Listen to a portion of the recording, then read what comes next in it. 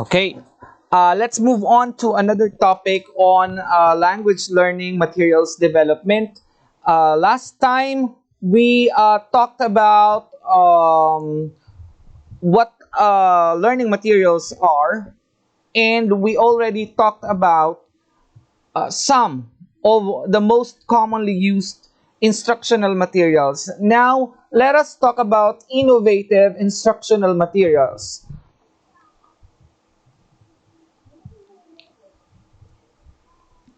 The first one, we have podcasts. So, what is a podcast? A podcast is a set of audio recordings. So, audio recordings. Podcasting allows content to be broadcasted and distributed via audio files over the internet. The recordings work a lot like TV or radio series, except that people listen to them on demand and they are not a real-time broadcast. They are not a real-time broadcast. Users can stream podcasts online or can download them to a personal device for easy listening offline. So they can download the materials and they can listen whenever they want to listen to the discussions. And teachers can make use of podcasts as well. Okay? They can record the discussions and then they can upload it as a podcast, and their students can download them. There are also available podcasts which teachers can already use in their classes. Then, tips to integrate podcasting in teaching and learning. Now, as teachers, how can we integrate podcasts? Number one, create podcasts for learners and step them through assignments and projects or explain challenging concepts. So they would listen, and then there are assignments, there are exercises which teachers can provide. Let learners collaborate on a class-wide podcast that offers a living record of class activities. They can do the recordings, they can do the podcast. Students can also be tasked to do the podcast themselves, with every learner contributing reports over the year. Have learners create podcasts to debate topics. So we can do this. There are we can develop the communicative skills, the communication skills of our students by assigning them with debates, interview guest speakers, or record collaborative conversations. So those are some tasks wherein we can make use of podcasts. Then the other one, screencasts. A screencast is a digital video recording of what's happening on the teacher's computer monitor, like what we are doing now. It's a screencast, usually containing audio narration. Common examples of screencasts are tutorials, training videos, video lessons, and recorded presentations. So presentations can be recorded. Screencasts. Screencasting is one of the most useful tools to use for digital storytelling. So you can do discussions, and we can make use of them inside our classes. Now, here are the tips to integrate. How can we integrate screencasting in teaching and learning? Deliver attractive audio visual learning resources to learners. We can choose on the different available learning resources, those which would be appealing to our learners. Provide audiovisual feedback to learners. Then the other one, we have the educational videos. There are so many educational videos available in the internet. An educational video is a video which presents educational material for a topic which is to be learned. So we can choose whatever educational video that we want, which we think is appropriate for our learners. The format may vary, but it always consists of moving visual media. So moving visual media, that's a difference, like videos of different topics.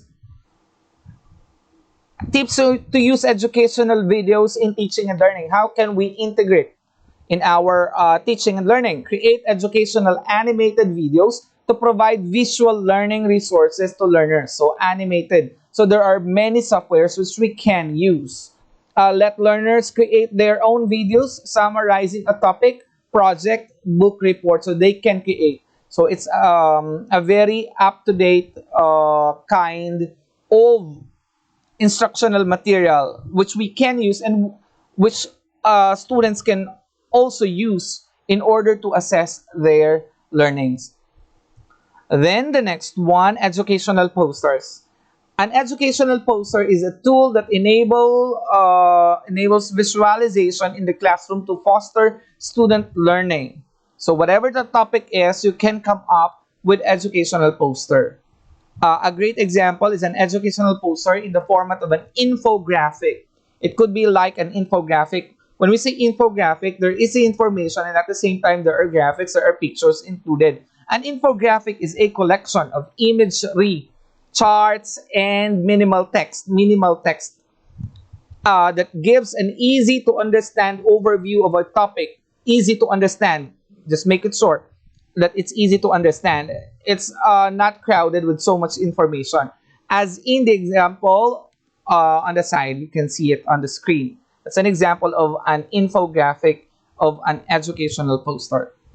Okay, and you can use it in your classes. The next one, uh, educational posters create appealing learning resources and assignments. It's easy to read and it's appealing also. Create infographics to explain and illustrate difficult concepts. If you've got difficult concepts in English or in grammar or whatever lesson it is, literature also, you can come up with an educational poster about those topics.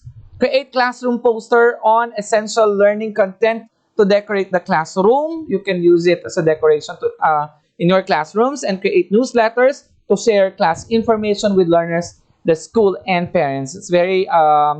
It's a nice instructional material that we can make use of. Then we have the OERs or the Open Educational Resources.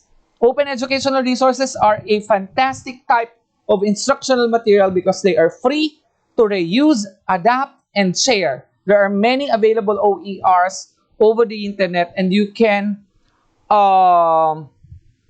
make use of them on your classes, wherein there are already assessments, there are discussions there are quizzes. Moreover, they have been created and curated by educational professionals. Most of the times, universities come up with OERs. OERs might take the form of lesson plans, quizzes. There are the plans. There are also quizzes there, online articles, digital media, databases, and etc. And much more. OERs can be found in large collections or through search engines. Google, Yahoo, whatever it is, you can search for OERs that you need for your classes. And usually they are for free. Summary of the key points of OERs: adaptation and redistribution of learning resources is allowed. You can distribute them. Learning materials are open to all. Learning materials are released in an open license. Learning materials available in any format. There are usually videos. There are usually accompanied by text as well. Tips for integrating OERs. How are you going to integrate? Find an OER that will help support course or unit level objectives. Assess the quality of the OER. Definitely, you have to check, whether it's applicable to the learners and whether the ones who made it, the ones who prepared it, are really reliable sources. Eliminate extraneous content within the OER. Remix the OER with other educational materials. You can also make use of other instructional materials, not the OERs alone. And that's it for today. Thank you very much. I hope you learned something about language learning, materials development,